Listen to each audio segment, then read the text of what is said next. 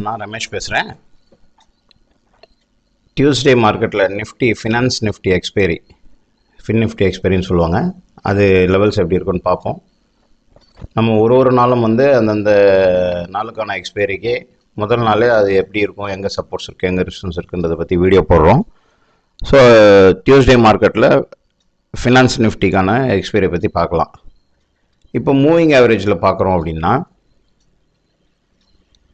Daily moving average இதில் பார்த்தோன்னா finance Nifty 20,999 ஒரு பிரேக் அவுட்டாக காமிக்குது. அதாவது அதுக்கு மேலே இருந்தால் புல்லிஷ், அது கீழே இருந்தால் பேரிஷ். இப்போ அது கீழே தான் இருக்குது. அதனால் அது as per the moving average அது பேரிஷாக இருக்குதுன்னு நம்ம பார்த்துக்கலாம் ஷார்ட் டேர்மில்.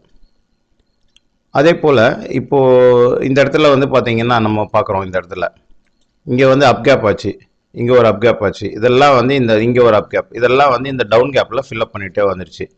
ஸோ எப்பவுமே மார்க்கெட்டில் ஒரு ரியாக்ஷன், ஒரு ஆக்ஷன் நடந்ததுன்னா அதோட ரியாக்ஷன் ஏதாவது ஒரு இடத்துல நடக்கும். இப்போ இந்த அப்கேப்பெல்லாம் இங்கே ஃபில்அப் ஆயிடுச்சு.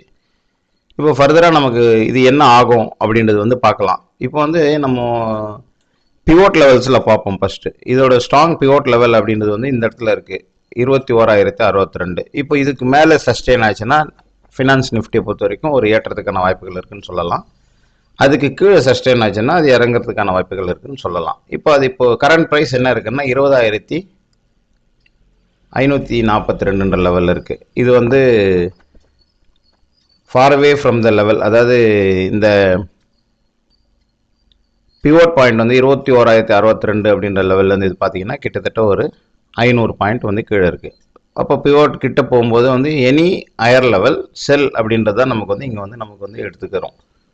பிவோட்டுக்கு கிராஷ் பண்ணிச்சுன்னா அது புல்லிஷ் மோடுக்கு மாறும். ஸோ இப்போ நமக்கு மூவிங் ஆவரேஜ் பிவோட் ரெண்டுமே பார்த்தீங்கன்னா 20,999 21,062 இருக்குது. அப்போ இப்போதைக்கு இது வீக் மோடில் தான் இருக்குன்றதை நம்ம பார்க்குறோம். அப்போ எப்போ அது இப்போ பேரிஷாக இருக்குது. இப்போ என்ன பண்ணலாம் அப்படின்னு பார்த்தோம்னா 20,498 அப்படின்றது சப்போர்ட் 1, இதுக்கு கீழே சஸ்டெயின் ஆகிற வரைக்கும் ஒரு பேரிஷ் மோடில் இருக்கும்.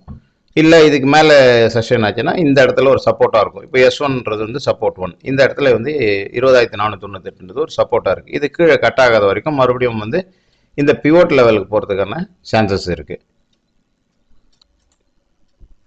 இப்போ நம்ம ஃபெபனாச்சி லெவல்ஸில் இப்போ என்ன ஆகும் அப்படின்றது பார்க்கலாம். ரீசெண்டாக 28 டிசம்பர் மாதம் ஹையான 21,622 லெவலுக்கும் 18 ஜனவரி லோவான 20,194 லெவலுக்கும் ஃபெபனாச்சி ட்ராயிங் பண்ணுறோம். இப்போ கரண்ட் ப்ரைஸ் 20,542 இருக்குது. இப்போ இது எந்த லெவலுக்கு பக்கத்தில் இருக்குன்னா 20,532 அப்படின்ற 23.6% ரீட்ரேஸ்மெண்ட் பக்கத்தில் இருக்குது. இப்போது இந்த 0% ரீட்ரேஸ்மெண்ட் கிட்ட திருப்பி சப்போர்ட் எடுக்கலாம் 20,594, ஏதாவது வீக்காக இருந்ததுன்னா. இல்லை கொஞ்சம் புல்லிஷாக இருக்குது அப்படின்னா இந்த 20,532க்கு மேலே சஸ்டெயின் ஆகிற வரைக்கும் அடுத்த ரெசிஸ்டன்ஸாக 20,742 டெஸ்ட் பண்ணணும். அதுக்கு அடுத்த ரெசிஸ்டன்ஸாக 20,911 லெவலில் டெஸ்ட் பண்ணோம், 50% ரீட்ரேஸ்மெண்ட். சரி, இப்போ இது எப்போ புல்லிஷ் ஆகும் அப்படின்னா 61.8% ரீட்ரேஸ்மெண்ட் 21,080 அப்படின்ற லெவலுக்கு மேலே சஸ்டெயின் ஆகி அதுக்கு மேலே க்ளோஸ் ஆனால் தான் புல்லிஷ் மோட் அப்படின்னு மாறும். இப்போ நம்ம ஏற்றங்கள் இருக்காது அப்படின்றது அர்த்தம் கிடையாது. ஏற்றங்கள் இருந்தால் எனி ஹையர் லெவல் இந்த புல்லிஷ் மோடுக்கு மாறாத வரைக்கும் நம்ம ஒரு ப்ராஃபிட் புக்கிங்கோ இல்லை ஒரு செல்லிங்கோ பண்ணலாம். அப்போ புல்லிஷ் மோடுக்கு மாறினதுக்கப்புறம் தான் பையிங்கை பற்றி நம்ம யோசனை பண்ணணும். இது நம்ம ஒரு டெக்னிக்கலில் ஒரு ஃபார்முலாவை யூஸ் பண்ணணும். ஏன்னா மார்க்கெட் வீக்காக புல்லிஷான்றது தெரிஞ்சால் தான் நம்ம ஒரு பொசிஷன்ஸ் எடுக்க முடியும். இப்போ வீக் மோட் அப்படின்னும் போது எனி லோயர் லெவலில் பை பண்ணலாம், எனி ரெசிஸ்டன்ஸ் லெவலில் செல் பண்ணலாம். இன்னொரு எக்ஸ்பைரி வீடியோவில் உங்களை சந்திக்கிறேன். நன்றி, வணக்கம்.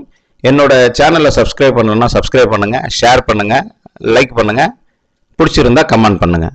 நன்றி, வணக்கம்.